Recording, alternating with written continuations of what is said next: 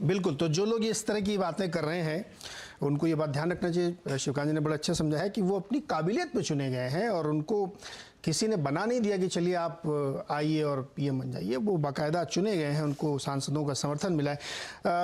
शिवकांत जी, मुझे एक सवाल और आपसे समझना है। जिस परिस्थिति में बोरिस जॉनसन ने छोड़ा, उसके बाद हालांकि उनके कारण अलग गिनाए जाते हैं, फिर उसके बाद लिज ट्रस ने छोड़ा, तो क्या टारगेट होंगे, क्या इनकी सबसे पहली प्राथमिकता होगी सुनक जी की? जो जैसा आपने कहा कि मार्केट को एक ट्रस्ट है, लेकिन ट्रस्ट एक भावना है, करके दिखाना पड़ेगा ना, तब फिर ट्रस्ट ग्राउंड पे उतरेगा। तो ये क्या करेंगे पहली, कैसे मतलब अलग करेंगे, ये क्या नया करेंगे जो लिज ट्रस करना चाहती थी, लोगों की मदद करना चाहती थी, और ये अलग तरीके से करेंगे?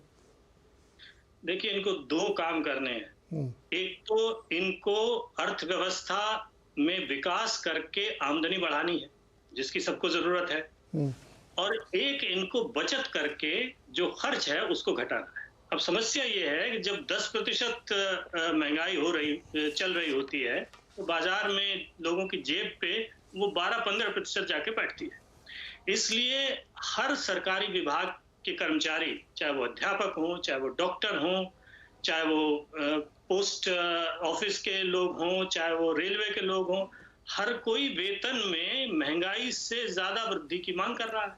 हड़तालें हो रही हैं और खतरा ये है कि सर्दियों में अर्थव्यवस्था आगे बढ़ना दूर, अगर सारी हड़तालें हो जाएंगी तो अर्थव्यवस्था वैसे ही ठप हो जाएगी। तो सबसे पहले तो इनको लोगों को समझा के रखना है, उनको शांत करना है। ये युद्ध बेशक यूक्रेन में हो रहा हो, ये ब्रिटेन में युद्ध नहीं हो रहा।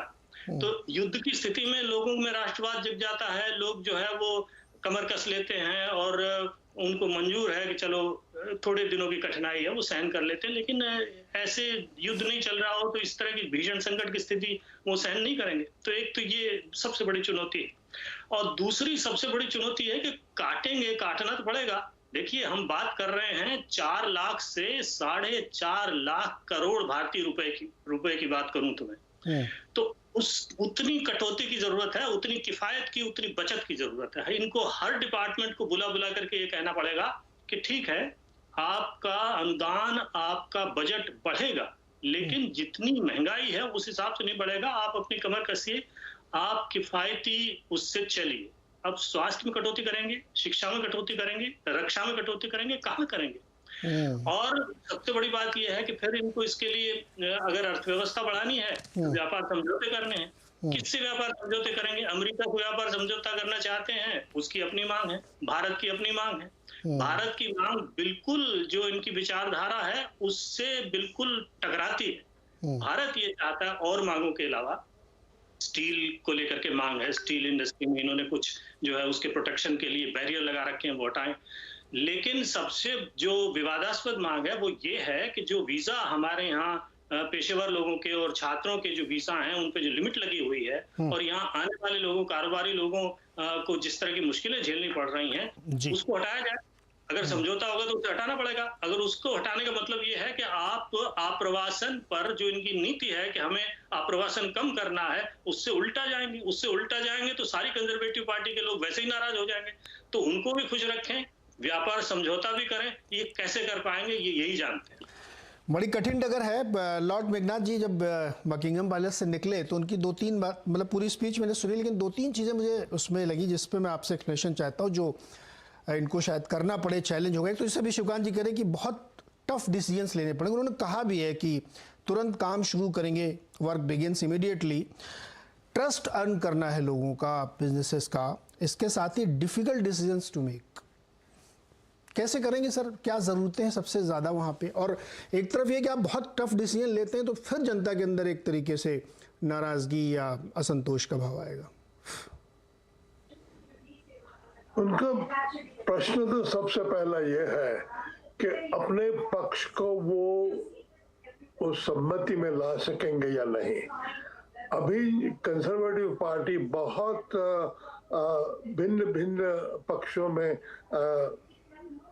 टूटी गई है। बहुत सारे पक्ष में ही बहुत दुश्मनी है, बहुत लोग एक दूसरे से झगड़ा कर रहे हैं। तो सबसे उनके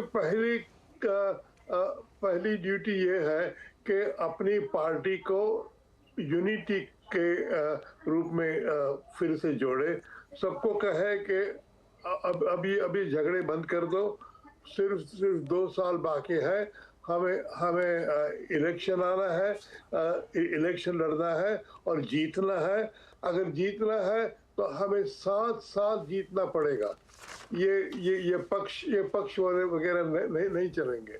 तो इसके ये करने के लिए उनको एक राजनैतिक आदमी बनना पड़ेगा, सिर्फ फिनेंस एक्सपर्ट नहीं, मगर उनको एक पॉलिटिशियन बनना पड़ेगा।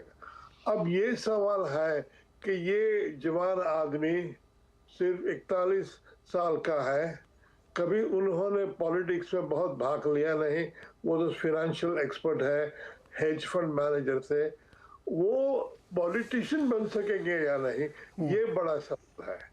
सबको मालूम है कि वो बहुत अच्छे चांसलर ऑफ एक्सचेकर थे, वो सही बात है, मगर अब जरूरत है चांसलर की नहीं, अब जरूरत है प्राइम मिनिस्टर की। वो अगर प्राइम मिनिस्टर बन सकेंगे या नहीं, वही सवाल है। और हमें सब देखना पड़ेगा कि जो प्राइम मिनिस्टर जो हो वो सब लोगों से बात कर सकते हैं, सबको कह सकते हैं कि आपका दुख मेरा दुख है, मैं आपके साथ सम्मत हूँ कि भाई बहुत मुश्किल है, और मैं प्रयत्न करूंगा कि भाई आपकी स्थिति को मैं कुछ सुधार कर सकूं।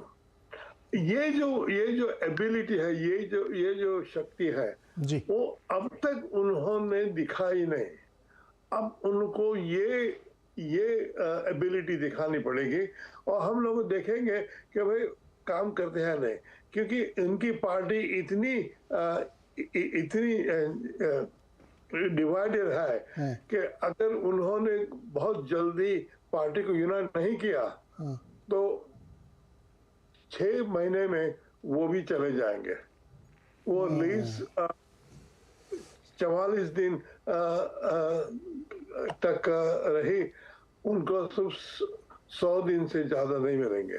तो वो जानना चाहिए कि भाई ये प्राइम मिनिस्टर हुए हैं, मगर उन पर भी एक तलवार है, बिल्कुल डैमोक्लिस स्वॉर्ड है, कि अगर जल्दी से यूनिटी नहीं कही तो तकलीफ हो जाएगी। और ये इतना आसान भी नहीं होगा। विवेक सर, ये